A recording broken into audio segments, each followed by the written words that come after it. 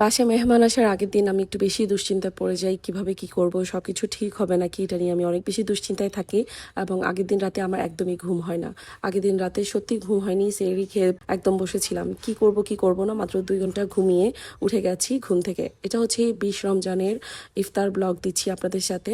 আর আমি এখানে বাসায় টুকিটাকি যত কিছু পেরেছি আমার হাতে তৈরি করেছি।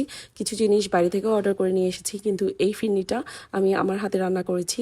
আর যেহেতু মানুষ অনেক বেশি ছিল, ছাদে আয়োজন করব, তাই একটু ডেকোরেশন থেকে টেবিল চেয়ারের আয়োজন করেছি। আমার ছেলে মেয়ের বন্ধু বান্ধবীরা এসেছে, সঙ্গে এসেছে তাদের মায়েরাও। মুহূর্তে আমার পুরোটা ঘর যেন হাসি আর আনন্দে ভরে উঠেছে। আমি ভিডিও ক্লিপ নিতে পারিনি ইফতারের সময়, তাই এডিটিং করে কিছু ইফতারের ভিডিও অ্যাড করেছি।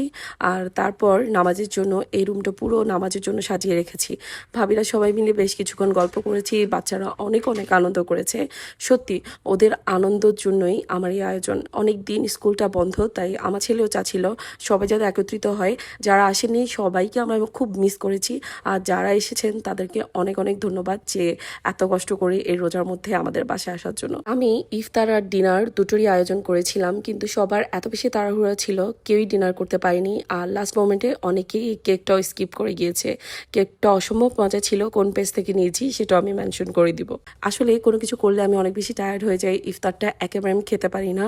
তো সবাই যখন একেবারে চলে যায় তখন আমি একটু করে ইফতার করি এবং চা খেতে আমার ননদকে নিয়ে বের হই। ওদের সাথে একটা পার্সেল আনপ্যাকিং করব, যেটা এসছে হচ্ছে ইসলামিক ডেকোর আর্ট থেকে। এই ছোট ছোট রামাদান মোবারক, ঈদ মোবারক, তারপর হচ্ছে রামাদানের যে ক্যালেন্ডারগুলো, এগুলো আমার কাছে রামাদানের জন্য এত বেশি ইউনিক লাগে। হোক এগুলো একদম দামে কম, জিনিসটা কম দামি হোক, বাট এগুলো সাজিয়ে রাখলে অন্যরকম একটা ভাইব আসে রমজান মাসে। আর মানে আমার কাছে খুবই ভালো লাগে। জিনিসগুলো সিম্পল হলেও জিনিসগুলো দেখতে খুবই ইউনিক আর একদমই কম প্রাইসে পাওয়া যাচ্ছে। আমি ইসলামিক ডেকোর আর্ট থেকে নিয়েছি, যেটার পেজও আমি মেনশন করে দিব। আমি দুটো জিনিস নিয়েছি, একটা হচ্ছে রামাদান মোবারক আর আরেকটা হচ্ছে ঈদ মোবারক। আপনারা যারা ঈদের জন্য নিতে চাচ্ছেন তারা অবশ্যই ওনাদের পেজে নক করতে পারেন। একই ভিডিওতে আমি পরের দিনের ব্লগটাও আপলোড করে দিচ্ছি। তো এটা হচ্ছে গতকালকের, মানে 21 রমজানের ব্লগ।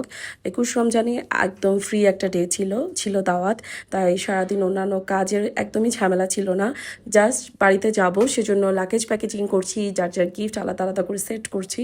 আর এখানে আমি আমার জন্য আর আমার মেয়ের জন্য ড্রেস নিয়ে নিয়েছি। আমার এই ড্রেসটা হচ্ছে গয়নার বাক্স থেকে নেওয়া। গয়নার বাক্সের ড্রেস আমার সবসময় পছন্দ, ইউনিকও হয় এবং কমফোর্টেবলও। হোক মা আমি রেডি হয়ে যাচ্ছি, বুঝতে পারছি না কোন চুড়িগুলো নিলে আমার কাছে ভালো লাগবে, বাট আমার কাছে স্টোনের চুড়িগুলো ভালো লাগছে, তাই আমি স্টোনেরগুলো পরে নিচ্ছিলাম। যেহেতু ওদের টিচার ছিল, আমাদের বের হতে একটু দেরি হচ্ছে। এদিকে আমার শ্বশুর শাশুড়ি অলরেডি ওখানে গিয়ে আমাদেরকে বারবার কল দিচ্ছে, তোমরা বের হয়ে আসো, না হলে রাস্তায় পড়ে থাকতে হবে, জ্যামে পড়বা, ইফতার করতে পারবা না। তাই আমরা তাতে বের হয়ে যাচ্ছি। আর আমি এদিকে আপনাদেরকে একটু একটু করে ড্রেসের এমব্রয়ডারিগুলো দেখাচ্ছি। ড্রেসটা আমার এত বেশি পছন্দ হয়েছে, ড্রেসের জায়গায় জায়গায় এবং পুরো ওনাতে ছিটা ছিটা ছিটা ছিটা এমব্রয়ডারি কাজ করা আমার খুব ভালো লেগেছে। আর এটা ওনাদের কে খুশি করার জন্য কোনো রিভিউ না। আমি সবসময় গয়নার বাক্স ড্রেস পরে থাকি এবং আমার কাছে খুবই আরাম লাগে। আমরা 3 বোনই ওনার থেকে সবসময় জামা কাপড় কিনি, তাই নিজের ইচ্ছাতেই রিভিউ দেওয়া। যাই হোক, আমরা সবাই রেডি, ছেলেদেরকে পাঞ্জাবি পরে নিয়েছি আর আমরা রেডি। আর এখানে আমরা ম্যাচিং ম্যাচিং জুতা পরে নিয়েছি মা মেয়ে। এই তো চলুন আমরা বের হয়ে পড়ি আপনাদেরকে নিয়েই। আর এখানে হচ্ছে আমার ননদও রেডি হয়ে যায়, তো ভাবি আর ননদ মিলে আরেকটু ভিডিও ক্লিপ নিয়ে ফেলি বের হওয়ার আগে। ওদিকে আমার হাজব্যান্ড বারবার কল দিচ্ছে, আব্বা আম্মা কল দিচ্ছে তাড়াতাড়ি নামো, তো ওর জন্য একটা পাঞ্জাবি নিয়ে নেমে আমরা গাড়িতে উঠে পড়ি। আর এই যে টুনটুনি হচ্ছে মামির কোলে, টুনটুনির সাথে খুনসুটি করতে করতে আর আল্লাহ আল্লাহ করতে করতে আমরা পৌঁছে যাই।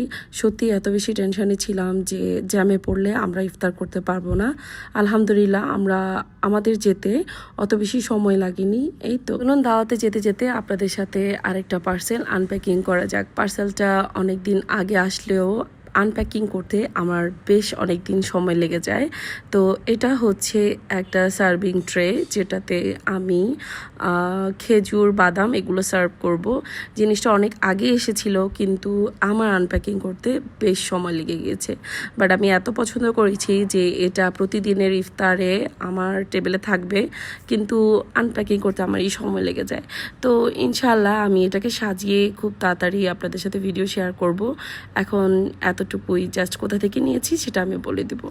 আর বাসে পৌঁছে দেখি মাশাল্লাহ মাশাল্লাহ আমাদের দুলাভাইয়ের বোন আমাদের জন্য অনেক অনেক আয়োজন করে। আর দুলাভাইও সেদিন অনেক কাজ করছিল, মানে গতকাল অনেক কাজ করছিল, আমাদের জন্য প্লেট টেট সাজিয়ে ইফতার করা শেষ, নামাজ পড়া শেষ, এখন তরমুজ খেতে বসেছি। কুটনি ননদিনী আমার থেকে না খেলে তোর হজম হবে না, তোকে একটু খাইয়ে দিই। তারপর একটা রিফ্রেশিং চা, ইফতারের পরে চাটা আমার চাই। তো চাটা এত বেশি মজা হয়েছিল, নিজেরটাও খেয়েছি, তারপর ননদটার থেকে একটু খেয়ে আমরা দুজন, যেহেতু আপার বাসার পাশে আড়ং, তো আপার বাসায় একটু এসেছি, বাচ্চাদের জন্য একটা দুইটা শার্ট নিয়েছি আর আরেকটা গিফটের জন্য এসেছি। এরপর এর পাশেই ছিল ইয়েলো, এর পাশেই ছিল অ্যাফেক্স। তো নিজের জন্য জুতা দেখছিলাম, জুতাগুলো কেন জানি এবার আমার একেবারে পছন্দ হচ্ছিল না। তো আমার হাজব্যান্ডের এই জুতাটা পছন্দ হয়েছে আর আমার এই স্লিপারটা পছন্দ হয়েছে। স্লিপারটা কিউট না, আমার এত বেশি ভালো লেগেছে স্লিপারটা।